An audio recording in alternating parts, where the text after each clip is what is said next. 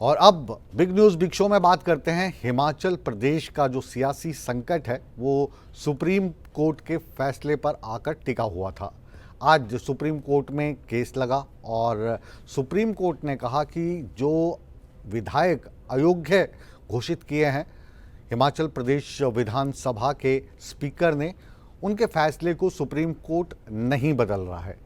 लेकिन supreme court जो हिमाचल प्रदेश विधानसभा के स्पीकर हैं उनको एक नोटिस जारी कर रहा है और उनसे पूछेगा कि ये जो उन्होंने किया है इसके मायने क्या हैं और ये किस लिए किया गया। तो कोई झटका आप कहें कि सुप्रीम कोर्ट ने हिमाचल प्रदेश की विधानसभा को दिया है, ऐसा नहीं है, और कोई राहत उन बागी कांग्रेस के विधायकों को मिली है तो ऐसा भी नहीं है।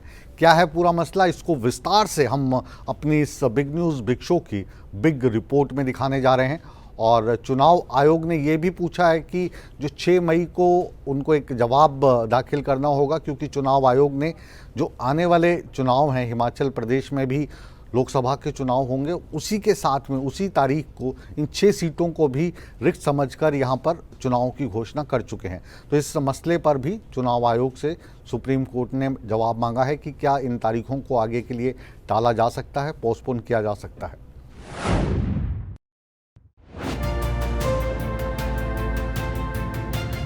देश की सबसे बड़ी अदालत में हिमाचल प्रदेश के अयोग्य विधायकों की याचिका पर सुनवाई हुई और सुप्रीम कोर्ट से अयोग्य विधायकों को बड़ा झटका लगा है। सुप्रीम कोर्ट ने अयोग्य विधायकों की सदस्यता बहाल करने से इनकार कर दिया है। दरअसल कांग्रेस के 6 अयोग्य विधायकों ने याचिका दायर कर स्पीकर के फैसले पर रोक लगाने की मांग की थी, जिसे सुप्रीम कोर्ट ने खारिज कर दिया है।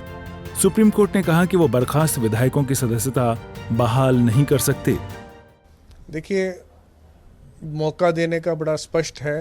ये जिस दिन माननीय स्पीकर साहब ने इनको बुलाया था, जो रिकॉर्ड पर मुझे पता चला है, जो रिकॉर्ड के ऑर्डर पढ़कर मैंने पाया है कि इनको बुलाया गया 1:30 बजे और ये विधानसभा में आए, और ये सिर्फ अपने आप नहीं, अपने अधिवक्ता के सीनियर एडवोकेट और भी एडवोकेट्स की एक बैटरी ऑफ लॉयर्स के साथ इन्होंने विधानसभा अध्यक्ष के सामने अपनी बात रखी।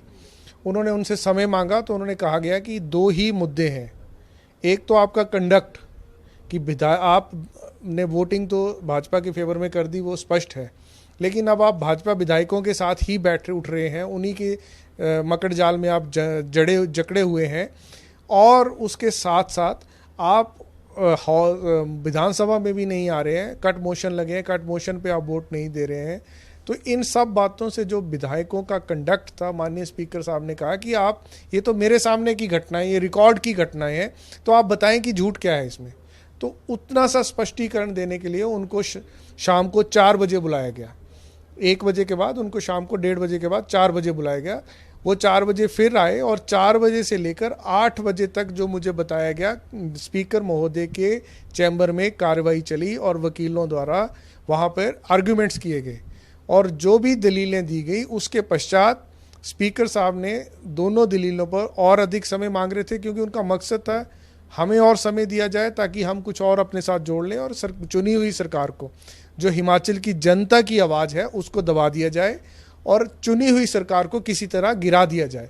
तो वो जो मंशा थी, उस मंशा को रोकने के लिए माननीय स्पीकर साहब ने उनसे 2-3 बातें पूछी। 4-6 घंटे तक आर्ग्यूमेंट्स चले। उसके पश्चात अगर वो कहें कि उन्हें समय नहीं दिया गया, तो आप भी ये जानते, आप भी मेरी इन बातों से स्पष्ट हो सकते हैं, उस ऑर्डर से भी ये स्पष्ट हो रहा है कि उनको पूरा समय दिया गया, और उसके पश्चात हिमाचल की जनता को भी पता है कि उन लोगों ने क्या किया है। सुप्रीम कोर्ट ने यह भी साफ साफ कहा कि इन विधायकों को न तो वोटिंग का अधिकार होगा और न ही इन्हें विधानसभा में जाने की इजाजत होगी। देखिए, अगली सुनवाई जैसे मैंने पहले कहा 6 मई को रखी गई है सुप्रीम कोर्ट द्वारा। विधानसभा सचिवालय, क्योंकि विधानसभा स्पीकर ने ऑर्डर पास किए, तो विधानसभा सचिवालय को ये आदेश जारी किए गए हैं। साथ साथ जो महत्वपूर्ण है, वो आज की डेट में जो आदेश करने का मुख्य मकसद माननीय उच्चतम न्यायालय का था, वो ये था कि वो इलेक्शन कमीशन ऑफ इंडिया से ये जानना चाह रहे हैं कि अगर ये कार्रवाई चलती है तो क्या जो 1 जून को चुनाव निर्धारित किए गए हैं उनको पोस्टपोन किया जा सकता है या नहीं किया जा सकता है, करना चाहिए या नहीं करना चाहिए। ये 2 मुख्य मुद्दों पर 6 मई को मेरे अनुसार आगे की बातचीत होगी। सुप्रीम कोर्ट ने विधानसभा सचिवालय को नोटिस जारी कर पूरे मामले पर जवाब जरूर मांगा है। सुप्रीम कोर्ट ने चुनाव आयोग से भी पूछा है कि क्या उपचुनाव आगे कराए जा सकते हैं। इस पर चुनाव आयोग 6 मई को जवाब दाखिल करेगा। देखिए, मैं एक एडवोकेट और लीगल उसके हैसियत से आपको ये बताना चाह रहा हूँ, क्योंकि प्रदेश सरकार का इससे पार्टी नहीं है, कोई कंसर्न नहीं है। तो इसमें आज सुप्रीम कोर्ट ने बहुत स्पष्ट किया। जो हमारे 6 बागी विधायक थे, उन्होंने सुप्रीम कोर्ट में स्टे के लिए गुहार लगाई थी कि हमारी सदस्यता को बहाल किया जाए इसी स्टेज पर।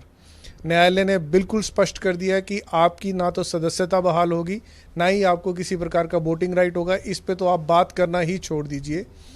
आगे की जो बात है कि क्या चुनाव होने चाहिए या नहीं होने चाहिए, क्या चुनाव जो 1 जून के लिए इलेक्शन कमीशन ऑफ इंडिया ने डिक्लेयर कर दिए, क्या वो चुनाव होना चाहिए या नहीं होना चाहिए, फिर उस पर चर्चा आज न्यायालय में हुई। तो न्यायालय ने कहा कि ठीक है, इस बात पर हम सुन लेते हैं कि क्या ये चुनाव होना है 1 जून को। तो 7 मई को हिमाचल प्रदेश में नॉमिनेशंस की डेट्स डिक्लेयर होंगी। उस नोटिफिकेशन से पहले 1 दिन पहले इस पर्पस के लिए रखा गया है कि इलेक्शन कमीशन ऑफ इंडिया ये बताए कि क्या वो चुनाव डेफर कर सकते हैं या इस चुनाव को 7 में ही कराया जा सकता है।